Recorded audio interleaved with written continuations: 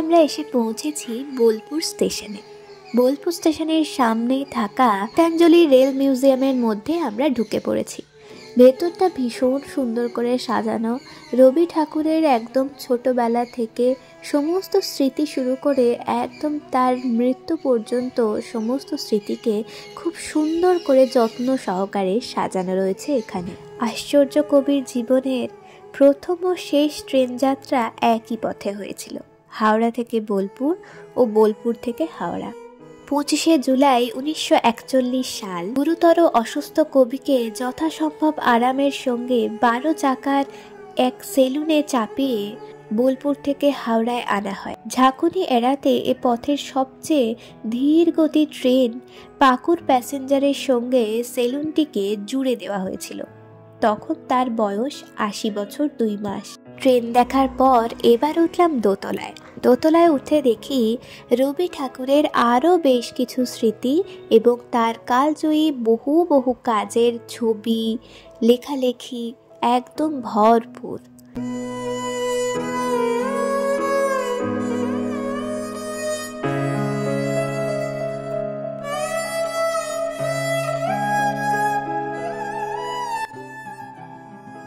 Rail museum ঘুরে আমাদের আজকে থাকার আস্থানা ভারত সেবাশ্রম বোলপুর, সেখানে গিয়ে পৌঁছলাম।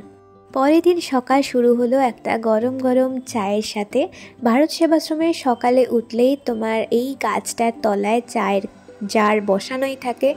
যারা যারা থাকে সবার জন্য সবাই এসে 7টা থেকে 8টায় একদম ফ্রি চা দেওয়া হয়। তারপর চাটা খেয়ে আমরা একটু বেরোলাম পুরো জায়গাটা ঘুরে দেখতে। এই যে সোজা রাস্তাটা দেখতে পাচ্ছ, সেটা দিয়ে এলেই তোমরা পৌঁছে যাবে গোশালায়। এখানে আছে প্রায় 200টারও বেশি গরু।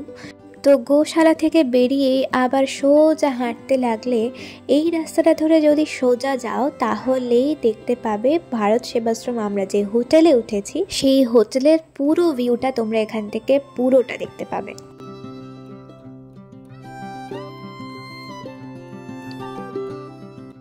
এই যে ফ্লোরটা দেখতে পাচ্ছ, এটা হচ্ছে কলেজ সাইড, আর তার ঠিক অপোজিটেই রয়েছে মন্দির। ভারত সেবাশ্রম যেটা আশ্রমের মন্দির, সেখানে প্রত্যেক রাতে আরতি হয়, পুজো হয়। এবং চলো তোমাদের ছাত্রাবাসটাও দেখাই। এটা হচ্ছে ছাত্রাবাস এবং এখানে ছোট ছোট পুচকে পুচকে স্টুডেন্টগুলো থাকে। আর এটা হচ্ছে মেন অফিস। তোমরা এসে এখানেই কথা বলতে হবে রুমের জন্য। তারপর এটা হলো মন্দিরের একদম সামনে থেকে ভিউটা।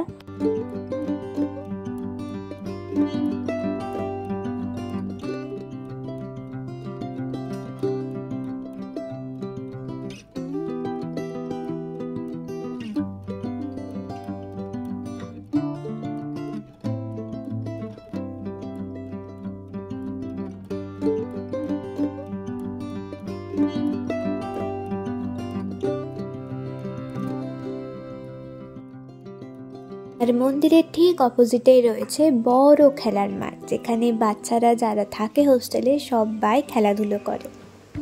আর এই হলো আমাদের ভারত সেবাশ্রমের হোটেলের রুম। আমরা ছিলাম দোতলায়। ভীষণ পরিমাণ পরিষ্কার পরিচ্ছন্ন, নিট অ্যান্ড ক্লিন প্রত্যেকটা জায়গা। তো আমরা এখন রেডি হয়ে গেছি। এখন আমরা বেরিয়ে যাব শান্তিনিকেতন ঘোরার জন্য। প্রথমেই চলে এসেছি বিশ্বভারতীর ক্যাম্পাসে। বিশ্বভারতীর ভেতরে আছে প্রত্যেকটা ভবন, মানে কলা ভবন, নৃত্য ভবন, সমস্ত কিছু যা যা পড়াশোনা করা হয় প্রত্যেকটা সাবজেক্টেরই আলাদা আলাদা করে ভবন তৈরি করা আছে। আর প্রত্যেকটাই দেখতে এত সুন্দর লাগে, একদম গোছানো সাজানো জিনিস। তার থেকেও বড় কথা, প্রকৃতির মাঝে একটা কলেজ ইউনিভার্সিটি হলে যেমনটা লাগে ঠিক তেমন। তো চলো আমরা এখন যাচ্ছি একটা নতুন জায়গায়, যেটাতে আমরা আগে কোনোদিন ভিজিট করিনি। সেটা হচ্ছে এই বাংলাদেশ ভবন। যেহেতু ঢোকার পারমিশন নেই, তাই বাইরে থেকেই সবাই দেখছিল, ছবি তুলছিল। ওর ক্যাম্পাস থেকে বেরিয়েই আমরা একদম রাস্তার পাশে পাশে যে যে দেখার জিনিসগুলো আছে আমরা দেখতে বেরিয়ে পড়লাম সেই জিনিসগুলো।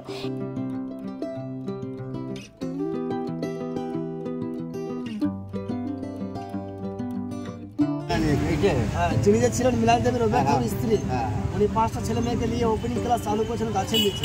ওই যে রাউন্ড করা আছে না, গাছের মধ্যে বেদিগুলো করা আছে, এইগুলো হচ্ছে ওপেন ক্লাসরুমে জায়গা। এখানে নার্সারি ক্লাস নেওয়া হয় সকাল 7টা থেকে বেলা 11টা পর্যন্ত বাচ্চাদের মর্নিং ক্লাস। আগের বিল্ডিংটা আর ওই যে মাটির বাড়ি আছে যেটা, এই বাড়ির নাম আছে দেহুলি বাড়ি। দেউরি বাড়ি। আবারও টোটো ধরে চললাম নতুন পরবর্তী জায়গার উদ্দেশ্যে। বটগাছটার নাম হচ্ছে যেটা তিন পাহাড়ি বটগাছ। তিন পাহাড়ি কেন নাম দিয়েছিলেন, এখান থেকে 4 কিলোমিটার দূরে এক নদী আছে, যে নদীর নাম হলো কোপাই নদী। এই বাড়ি তৈরি করেছে রবীন্দ্রনাথ ঠাকুর কবিতা লিখেছিলেন, তাল গাছ একটা দাঁড়িয়ে সব গাছ ছাড়িয়ে উঠি মারা গেছে। সেই কবিতার বাড়িতে বসে রেখেছিল। সামনে বোর্ডে লেখা আছে তালুক ঘর।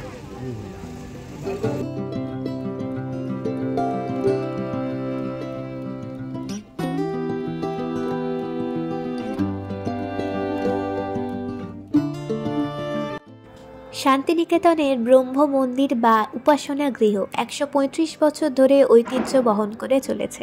ব্রহ্ম উপাসনার জন্যই গড়ে উঠেছিল এই মন্দির। প্রতি বুধবার বিশেষ প্রার্থনা করার ব্যবস্থা রয়েছে এখানে।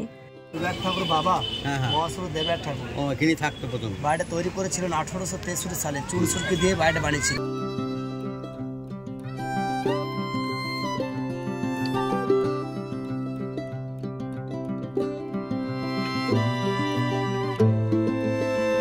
মিউজিয়াম আর শ্যামলী বাড়িটার মধ্যে ভেতরে আছে, তাদের অফিস হচ্ছে এইটা, নন্দন করামান হেড অফিস। ডান দিকে যে লম্বা যে বাড়ি, একটা রুম হল ঘর, মাঝখানে কোনো পার্টিশন নেই।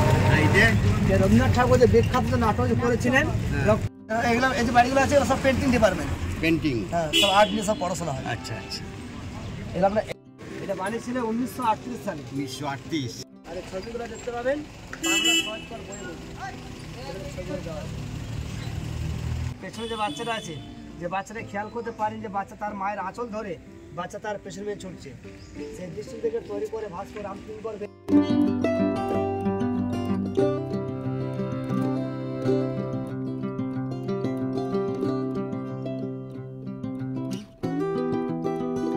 উনি যখন অসুস্থ যখন পড়ে যান, উনি কিন্তু মাথাটা তৈরি করতে হয় সঙ্গীত ভবন। এটা হচ্ছে Visvabharati flag. Dance and drama.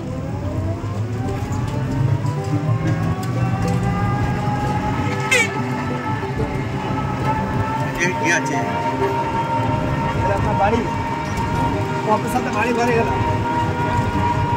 পাথর কেটে বাড়ি থেকে গেল।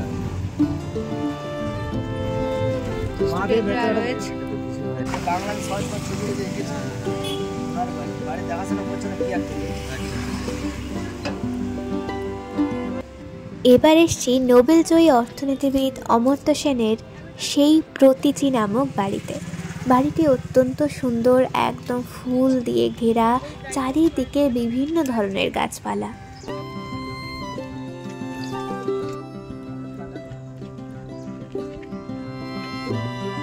একটা স্ট্যাচু আছে, যে একটা মূর্তি আছে না, একটা আদিবাসী একটা মূর্তি, একটা ফুল গাছে জল দিচ্ছে, সে তখনকার দিনে চামড়ার ব্যাগে করে।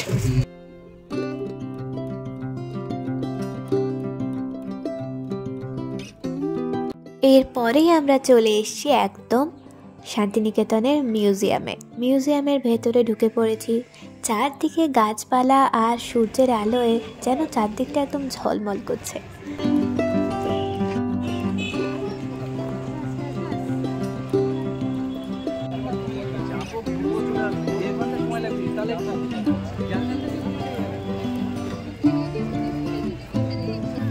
হ্যাঁ, তুমি ক্যামেরাটা নিয়ে কি করছো? বলো, তোমাদের নিয়ে যাই রবি ঠাকুরের বৈঠকখানায়।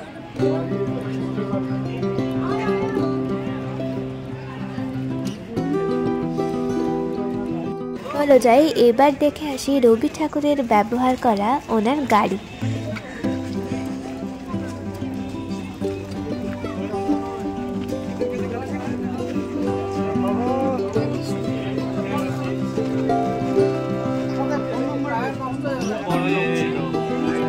তো আজকের ব্লগ এইটুকুই।